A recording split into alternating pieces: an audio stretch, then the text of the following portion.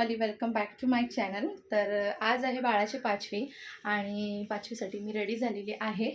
आणि आमच्याकडे म्हणजे कोकणात बाळाची 5वी कशा प्रकारे केली जाते हे सगळं तुमच्यासोबत आजच्या व्हिडिओमध्ये मी शेअर करणार आहे। आणि आज प्रज्ञाचा बर्थडे पण आहे, सो बर्थडेचं पण थोडंफार सेलिब्रेशन असणार आहे। तर चला एक लुक दाखवते तुम्हाला माझा।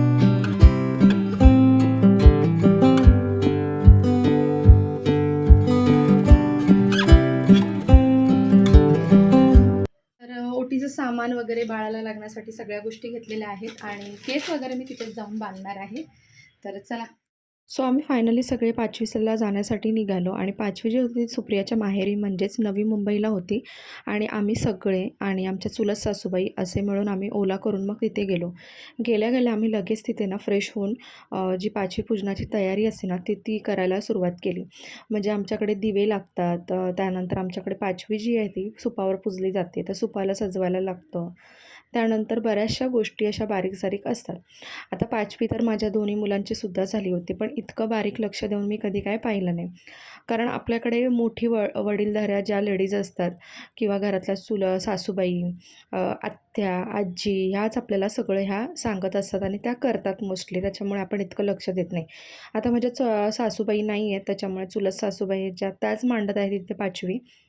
आणि बाकी घरातले जे होते त्यांना म्हणजे ते सगळे कोणी आले नव्हते, कारण घरातल्या घरात 5वीचा कार्यक्रम असतो जो होतो आणि हा कार्यक्रम 5व्या दिवशी किंवा 6व्या दिवशी असा केला जातो। त्यामुळे ना इथे बाळही लहान असतं आणि त्याच्यामुळे जेवढं होईल तेवढं लवकरात लवकर सगळ्या गोष्टी आवरायच्या असतात। आणि 5वी पूजन ना संध्याकाळी म्हणजे तिन्ही सांजेच्या वेळेलाच केलं जातं। तर आमची इकडे तयारी चालली होती आणि दिशा बघूनच मग 5वी पूजनाची जे मांडणी आहे ती करायची होती। इकडे आम्ही पिठाचे गोळे करून त्याचे म्हणजे दिवे करत होतो, म्हणजे 11 काहीतरी दिवे केले होते आणि अजून बाकी गोष्टी काहीतरी अशा करतात। आता मला त्याचं नाव आठवत नाही एक्झॅक्टली, पण तेही करायला लागतं। आणि इकडे 1.25 किलो तांदूळ वगैरे अशा सगळ्या गोष्टी लागतात। फुलांची सजावट असते। त्यानंतर आमच्याकडे 5वी पूजनामध्ये ना सत्वाई देवीची सटवी जी असते तीसुद्धा पूजली जाते। त्यानंतर जी बाळाची आई आहे तिचा शृंगार केला जातो। तिला अशा प्रकारे ना लाल रंगाचं कुंकू असतं ते भिजवून त्याच्याने तिच्या पायांना शृंगार केला जातो, म्हणजे त्याला अलता आपण असं काही म्हणतो, तर ते लावलं जातं। त्यानंतर तिच्या पायाला काजळ लावलं जातं। आता त्यामागे बऱ्याच गोष्टी आहेत, म्हणजे वेगवेगळे रिझन्स असू शकतात किंवा आहेत। आणि त्यानंतर मग तिची ओटीसुद्धा भरली जाते। आणि असं म्हटलं जातं की म्हणजे गरोदर बाईची जेव्हा ओटी भरण्याचा कार्यक्रम होतो त्यानंतर ही डिलेवरीनंतर पहिली ओटी भरली जाते आणि जी पहिली ओटी माहेरची असते आणि दुसरी सासरची आणि मग नंतर 5 सवासणींनी ओटी भरायची असते। तर असा सगळा कार्यक्रम असतो। तर प्रत्येकाच्या भागात वेगळा असू शकतो।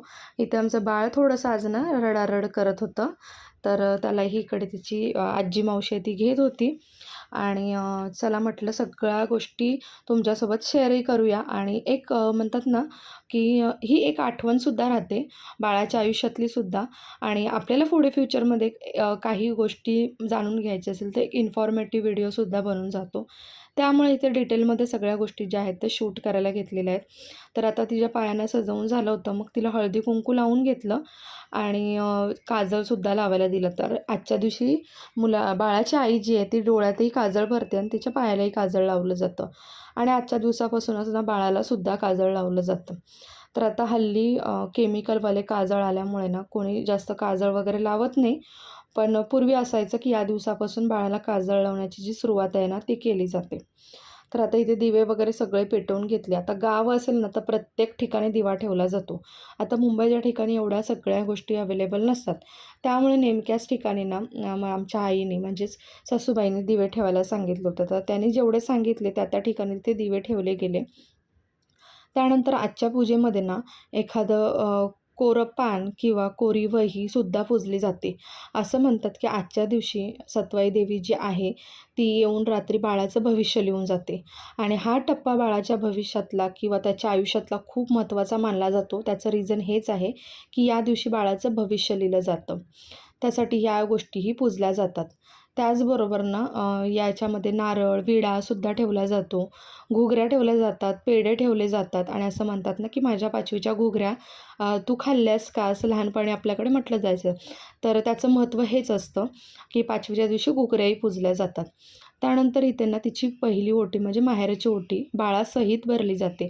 बाळाला खाली ठेवून तिची ओटी भरली जाते बाळाच्या आईची आणि त्यानंतर मग तिची सासरची ओटी. तर माहेरची ओटी तिच्या मावशीने भरली होती आणि सासरची ओटी मी भरली होती. तर माहेरची ओटी मावशीने भरण्याचं रिझन की आमच्याकडे मुलीची आई ओटी भरत नाही, त्याच्यामुळे मग तिच्या मावशीला सांगितलं होती आणि सासरची ओटी जी आहे ना तर ती मी भरली होती. आणि इथे पूर्ण व्यवस्थित अशी ओटी भरली जाते आणि या दिवशी ना बाळंतीण बाई जी आहे तिला ओवा, शेपा, त्याच्यानंतर सुकं खोबरं, लसूण, खारीक, बदाम बऱ्याच गोष्टी दिल्या जातात पाचवीच्या दिवशी. कारण तिच्या आहारासाठी, तिच्या शरीराला पूर्ण व्यवस्थित होण्यासाठी म्हणजे पूर्ण आहाराची गरज असते, या सगळ्या गोष्टींची गरज असते. म्हणजे तिचं जे डिलिव्हरीनंतर शरीरामध्ये जी पोकळी निर्माण झाली असते ना, ती भरून काढण्यासाठी न्यूट्रिशनल गोष्टींची खूप गरज असते. त्यासाठी बाळंतीण बाईला हे सगळा खाऊ दिला जातो. तर त्यानंतर मग 5 सवासणी ओटीसुद्धा भरतात. तर त्यामध्ये तिच्या बहिणीने ओटी भरली होती आणि अजून एक दोघींनी ओटी भरली. अशा करून 5 ओट्या कंप्लीट केल्या होत्या. आपल्या महाराष्ट्रातच नाही तर महाराष्ट्राच्या बाहेरसुद्धा याचे पूजन जे केले जाते आपल्याकडे पाचवी पूजन म्हणतात. महाराष्ट्राच्या बाहेरनं याला छटी पूजनसुद्धा म्हणतात. आणि घरातल्या वडील थोर ज्या महिला असतात जाणकार महिला त्यांच्या सल्ल्याने या देवीचं पूजन केलं जाते. ही पूजा बाळाच्या आयुष्याची जडणघडण आणि सुरक्षेसाठीची केलेली एक धार्मिक आणि सामाजिक रूढी परंपरा आहे. सो त्यामुळे ना ही प्रथा आवर्जून केली जाते. काही ठिकाणी ना 11 दिवे, काही ठिकाणी 21 दिवे, काही ठिकाणी 13 दिवे असं वेगवेगळ्या ठिकाणी वेगवेगळ्या गोष्टी केल्या जातात.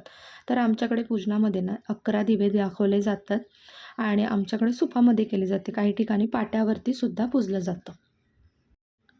आजच्या दिवशी ना देवी सत्वाईकडे गाराणं गायलं जातं. बाळाच्या भविष्यासाठी, त्याच्या जडणघडणीसाठी देवी सत्वाईचा आशीर्वाद मागितला जातो.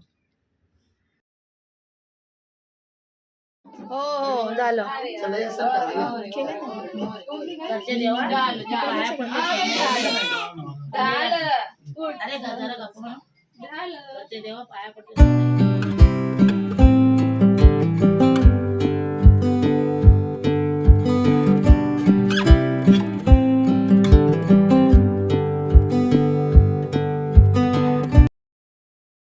पाचवी पूजन झाल्यानंतर ना इथे प्रज्ञाच्या बड्डेची सेलिब्रेशनची तयारीसुद्धा आम्ही चालू केली. म्हणजे त्याचा बड्डे तसा आम्ही रात्री सेलिब्रेट केलाच होता. दिवसभर बाहेरही होतो. त्याला त्याच्या मनासारख्या सगळ्या गोष्टी करून दिल्या होत्या.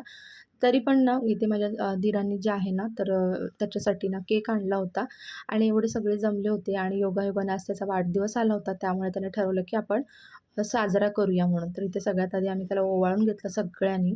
म्हणजे सुप्रियाच्या आईने, आजीने, मावशीने, बहिणीने, त्याच्यानंतर मग मी, असं आम्ही सगळ्यांनी त्याला ना छान असं ओवाळून घेतलं, छान-छान आशीर्वाद दिले आणि त्यानंतर इथे ना छोटासा जो केक आणला होता, तो खरंच खूप टेस्टी केक होता आणि मला अशा प्रकारचे केक खरंच खूप आवडतात.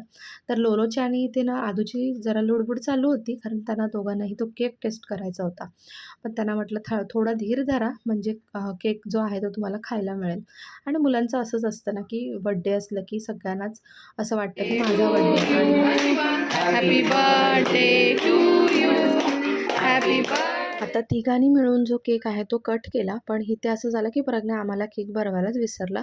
आपसाआपसातच तिघंजण एकमेकाला केक भरून खायला जी सुरुवात आहे ती करत होते.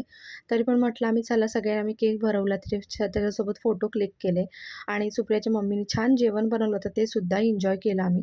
त्यानंतर निघालो मग परतीच्या प्रवासाला आणि चुलत सासूबाई त्यांनासुद्धा घरी सोडायचं होतं मिस्टरांना. सो आम्ही लवकरच काढता पाय घेतला आणि दुसऱ्या दिवशी मुलांचं स्कूलही होतं, कारण आज स्कूलची झाली होती सुट्टी. त्यामुळे इथे लवकरच निघायचा आम्ही विचार केला आणि सुप्रियाच्या आईने खरंच खूप छान जेवण बनवलं होतं. जेवण टेस्टी होतं. तर चला आजचा व्लॉग जो आहे तो सुद्धा मी इथेच एंड करते. Bye bye.